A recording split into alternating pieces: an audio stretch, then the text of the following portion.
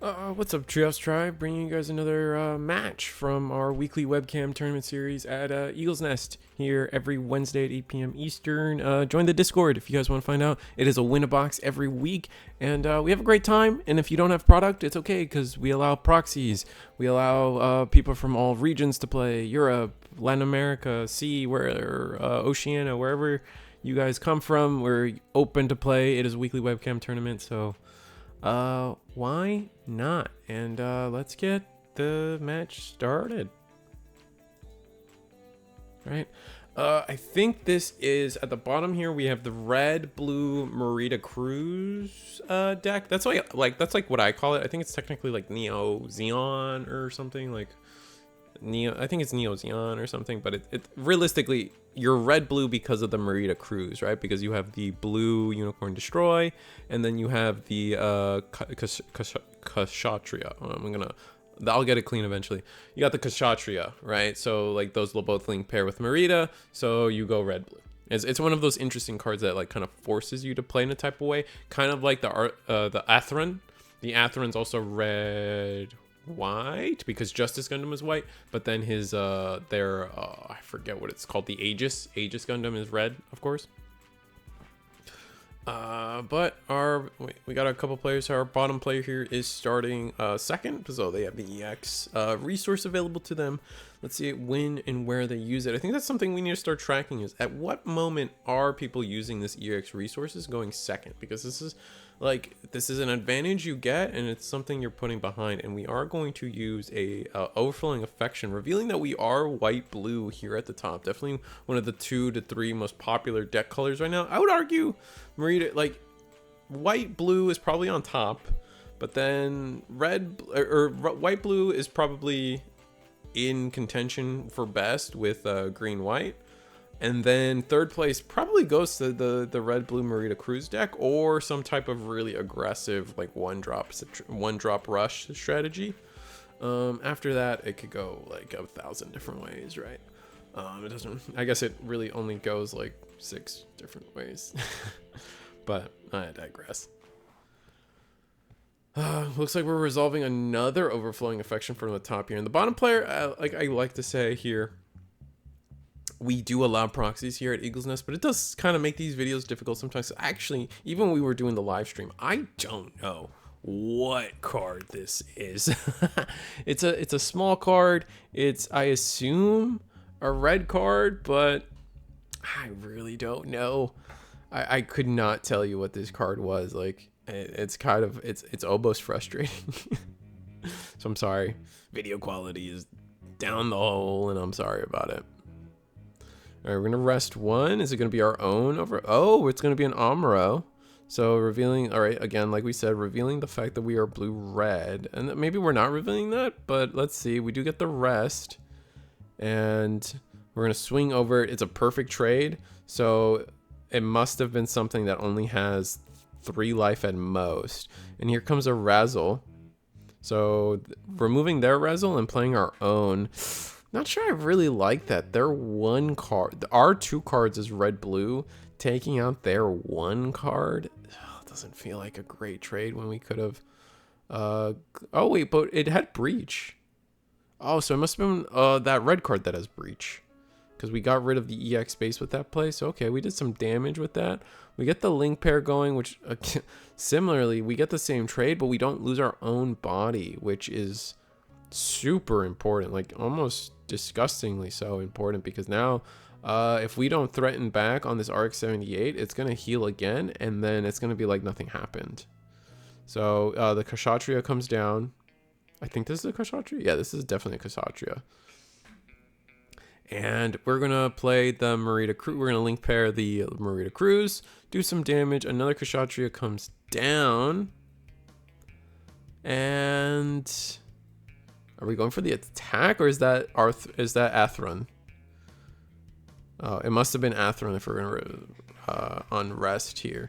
So what's gonna be interesting here is, what do we do with this RX-78? The RX-78 also, when it's paired, you get the +1, right, on all your other units. So it's definitely their value in keeping the RX-78 on board.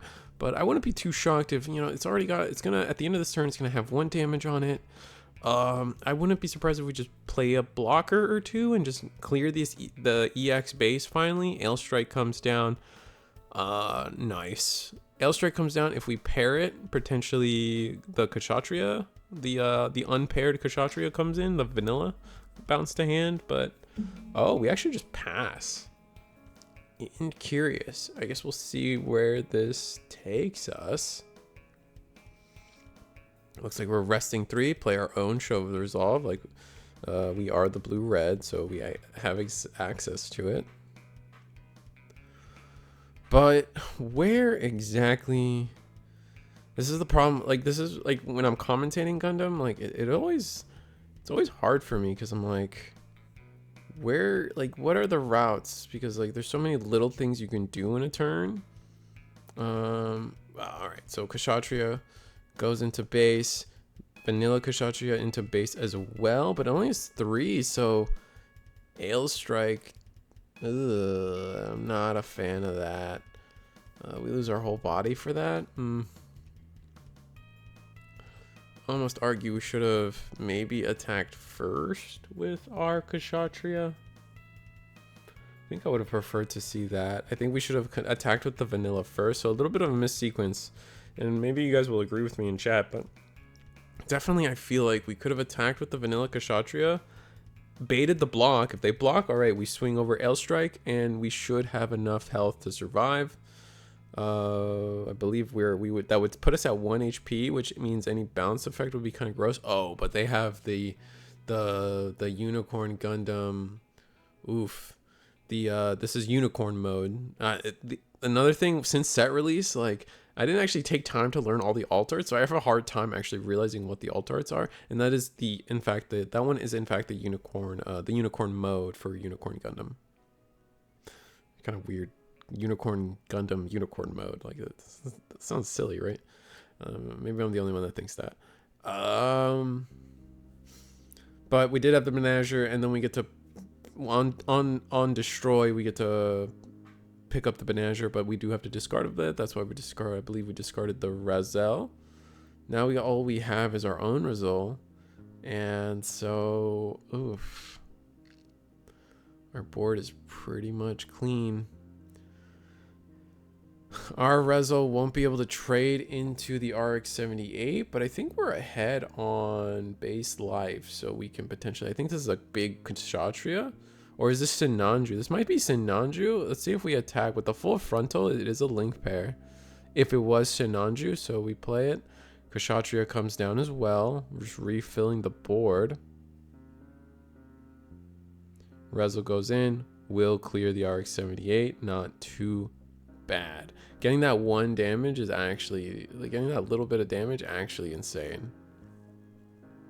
These players being able to go back and forth on pairing pilots has been crazy, actually. Like, both, I think we're 3 for 3 on pilots on both players. Show of Resolve here. Do we draw the pilot we want? No, we're gonna pass, leaving up 1 resource. So this is a world where maybe Unforeseen Instinct can come and bite us in the butt. Gotta be careful, because Unforeseen, like, it's not super common, but it's not uncommon, right? Like, I feel like I think it's, unfortunately, like, I don't want to say it like this, but like, you guys kind of understand where I come from when I say it like this, but it does feel like the winning versions of blue white are not running Unforeseen Instant, but the like, more of the, like, I'm learning, like, the card game just came out, I'm using, and I've really, this card is in, like, the player base of people that are like, wow, but the card has saved me so many times kind of crowd. I hope that doesn't sound like snooty or something. It probably does, but you guys know what I'm talking about. Like just factually speaking. Oh, we got another. Is that a Unicorn Destroy again? Unicorn again? Or no, that is actually the destroy mode of Unicorn. Getting paired, clearing the unit.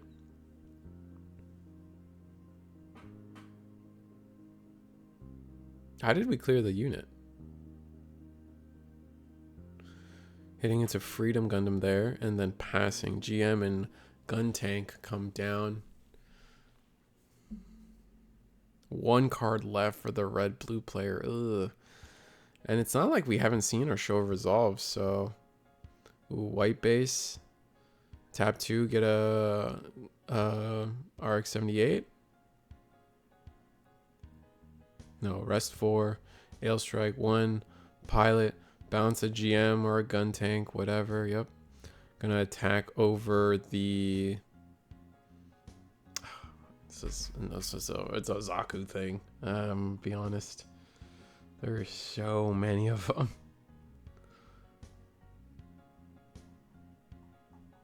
I think it's from the starter deck. Oh, I can't remember. Oh, that's the guards type. I think that was the Girazula guards type. Yeah. Ending with a Zwart, and now our blocker half of white blue is online, and I don't see us coming back from this. Going to play. Oh god, it has another. This is the blue one with another Indian name. Oh, I cannot remember. It does the on play deal ping 1 damage, which is oftentimes very useful. Don't get me wrong. I just can't remember the name of that card right now. Ugh, that's frustrating. Let's see if I can find it. Oh, here we go. I found it. The Anksha. Dealing 1 damage to the L strike, and then we're gonna attack. Get 1 damage on the Zwart, which, GM. Take another damage. Oh no, we're attacking, so we didn't take any damage from that. Get another gun tank, and I think we run away with it from here, unfortunately. We're just top decking at this point. We burned through so many units and pilots that now, and like, I think everything didn't go for our value. Like, realistically speaking, that one RX-78 got so much value in the long run. And then we just kind of drew into weenies for the rest of the game.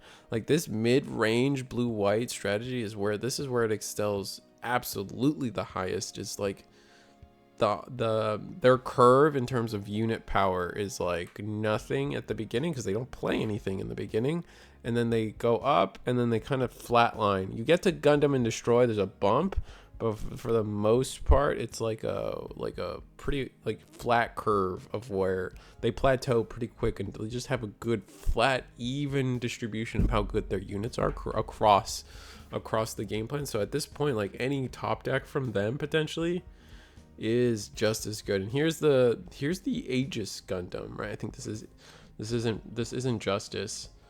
I think this is indeed the Aegis Gundam. So. Yeah, and that's it on the screen right there. Thank you, me. But I don't think we have a way to give it.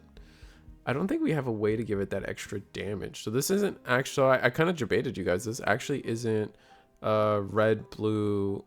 This actually isn't red blue. This doesn't feel like red blue Merida if we're playing Aegis Gundam, right? Like, that doesn't seem right.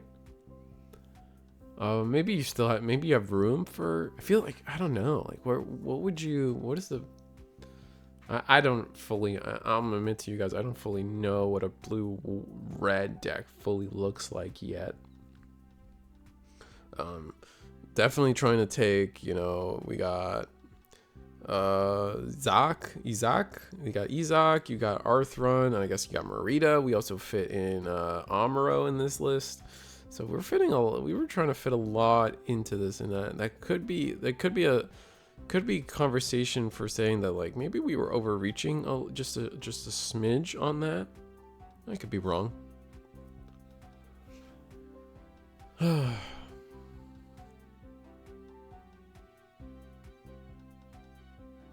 gonna rest one Amuro Ray onto our Aegis Gundam. That's gonna rest something. Now the Aegis Gundam can now do 3 damage to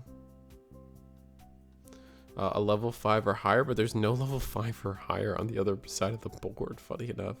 So Aegis Gundam just does negative damage.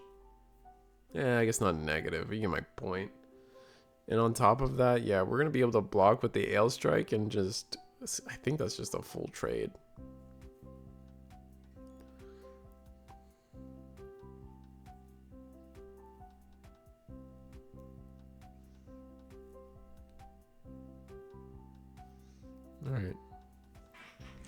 and we do the full trade there, and it's just kind of over. We have, what, 1 card in hand with an Anksha on board?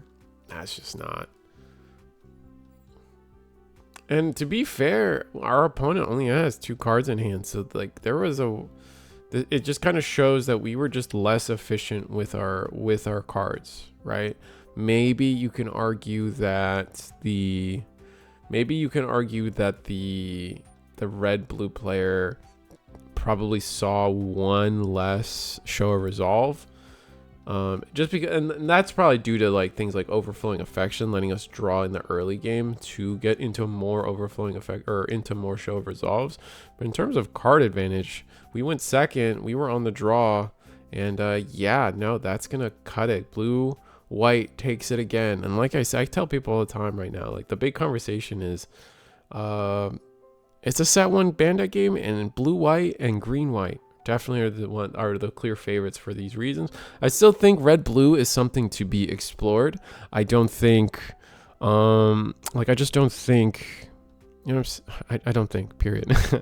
I think it's just underexplored, and so I think we'll have to see where they can take the deck going forward. But like I said, guys, every Wednesday, 8 p.m. Eastern, it's the weekly webcam tournament series for the Eagle's Nest. And so if you guys are looking to play, you guys are looking for product, we give a booster box every week to the tournament. And you can play with proxies, and you can play from Europe, you can play from South America. We accept anybody and everywhere. We try to work out the best deal possible for both parties involved. So if you guys are looking for a reason not to play, we'll give you less and less of those, because we try to really make this tournament accessible for people, and just have good quality fun. We want it to be a community. We want these streams to be a community event. So come out, check us. We stream it every week too. So see you guys next time.